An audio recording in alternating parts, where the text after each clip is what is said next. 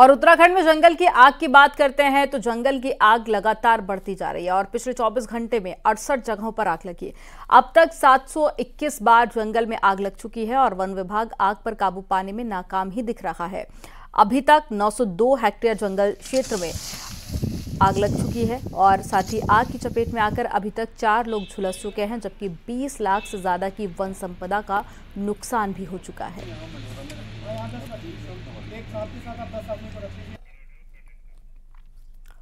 BJP प्रदेश अध्यक्ष महेंद्र भट्ट ने कांग्रेस को चेतावनी दी है कि वो बीजेपी के अंदर ताक झांक ना करे। कांग्रेस अपने बचे खुचे नेताओं को संभाले, वरना निकाय और पंचायत चुनाव में उनके बचे हुए लोग भी बीजेपी के खेमे में आ जाएंगे। कांग्रेस ने इस बयान पर कड़ी आपत्ति जाहिर की है। रिपोर्ट आपको दिखाते हैं, इसी से जुड़ी हुई।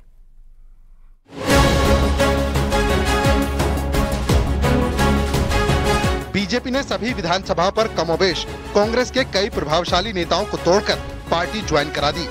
नतीजा, चुनावी समर में पार्टी को धोखा देने वाले ऐसे नेताओं को कांग्रेस अब पानी पी पी कर कोस रही है। पिछले दिनों रानीखेत से लेकर लैंसडॉन और टिहरी में जिस तरह से बीजेपी के अंतर कलह खुलकर सामने आई, कांग्रेस ने उस पर खूब चटकारे लिए। बीजेपी प्रदेश अध्यक्ष महेंद्र भट्ट का कहना है कि कांग्रेस बीजेपी में आ चुके लोगों की चिंता न करे, वो हमारी जिम्मेदारी है। कांग्रेस अपनी पार्टी में बचे नेताओं को संभाले, वरना पंचायत और निकाय चुनाव में वो भी बीजेपी में ला दिए जाएंगे। कि जितने बचे उन्हें बचा के रखें, हमारे पार्टी के अंदर आए हुए लोगों की चिंता न करें, उनकी चिंता हमको करना है। और अभी तत्काल पंचायत नगर निगम चुनाव में और कितने निकल कर वहां से आएंगे, इस पर वो ध्यान दें। हम भी चाहते हैं कि कांग्रेस इसके बाद न टूटे, तो हम भी चाहते हैं। मतलब ये आंकड़ा 2 गुना हो जाएगा जो अभी का है, और क्या कितना चला जाएगा। प्रत्येक दिन में लोग हमसे संपर्क कर रहे हैं। कांग्रेस नेता प्रीतम सिंह का कहना है कि बीजेपी सत्ता के नशे में अहंकार में डूब चुकी है और इसीलिए ऐसी धमकाने वाली बातें कह रही है। तो सत्ता के मद में मदमस्त होकर के मैं भाजपा को कहना चाहता हूं कि इतराना नहीं चाहिए। ये सदैव परिवर्तनशील है और बहुत लंबे समय तक भारतीय जनता पार्टी भी विपक्ष में रही, लेकिन कांग्रेस ने कभी इस तरीके की अनर्गल टिप्पणी नहीं की है। लोकसभा चुनाव के बाद अब उत्तराखंड में स्थानीय निकाय और पंचायत चुनाव भी नजदीक हैं। दोनों ही पार्टियां इन चुनावों को हल्के में नहीं लेना चाहती हैं। इसीलिए हर तरह के सियासी हथकंडे अपनाए जा रहे हैं। देहरादून से न्यूज़ 18 के लिए सुनील नवप्रभात की रिपोर्ट।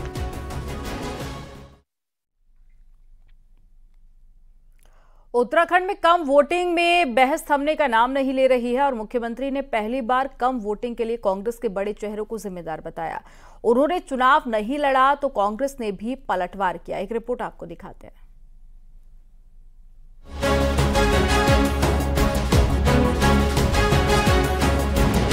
उत्तराखंड में पहले फेज में लोकसभा चुनाव हो चुका है, पर कम वोटिंग पर बहस जारी है।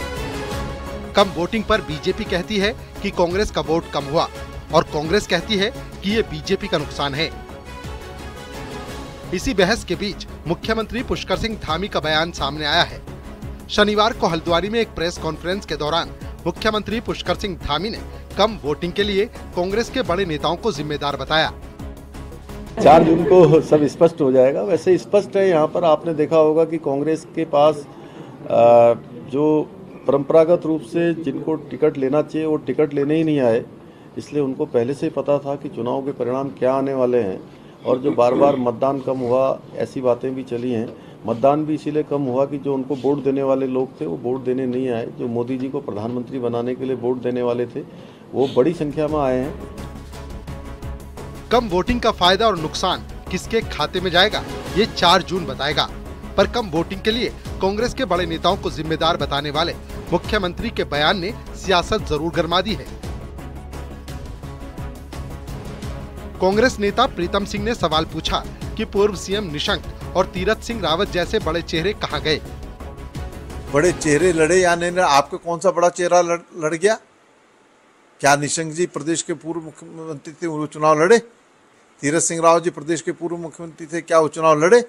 अपना देखना नहीं है और दूसरे की तरफ देखने की बात करते हैं। पहले अपने गरेबा में झांको, आपने क्या किया। 19 अप्रैल को वोटिंग के बाद से कम वोटिंग पर सियासत चालू है और कम वोटिंग के मुद्दे पर दोनों राष्ट्रीय पार्टियां भिड़ी पड़ी हैं। न्यूज 18 के लिए देहरादून से दीपांकर भट्ट की रिपोर्ट।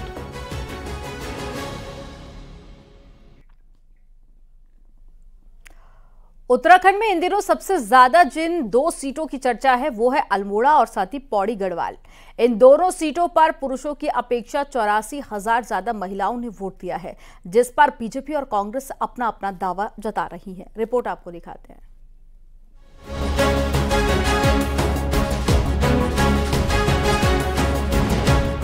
उत्तराखंड की 5 में से 2 अल्मोड़ा और पौड़ी गढ़वाल लोकसभा सीट ऐसी रही हैं जहां सबसे कम मतदान हुआ। अल्मोड़ा में जहां 48% मतदान हुआ तो गढ़वाल में 52%। लेकिन इन दोनों ही सीटों पर पुरुषों की अपेक्षा महिलाओं ने बम्पर वोट डाले।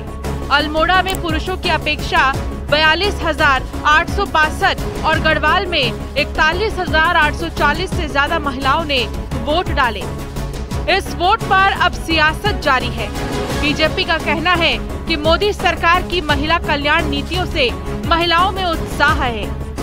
उनका 100% वोट बीजेपी को गया है। दूसरी ओर कांग्रेस का कहना है कि ये अंकिता भंडारी मणिपुर कांड के प्रतिरोध में हुआ था।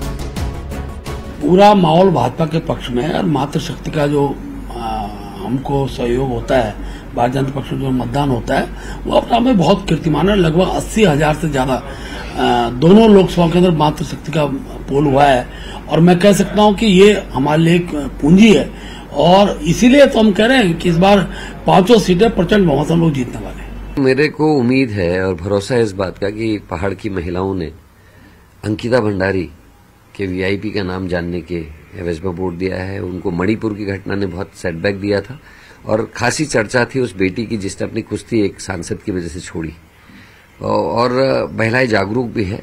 मुझे पूरी उम्मीद है कि महिलाओं ने कांग्रेस के पक्ष में इस बार मतदान किया।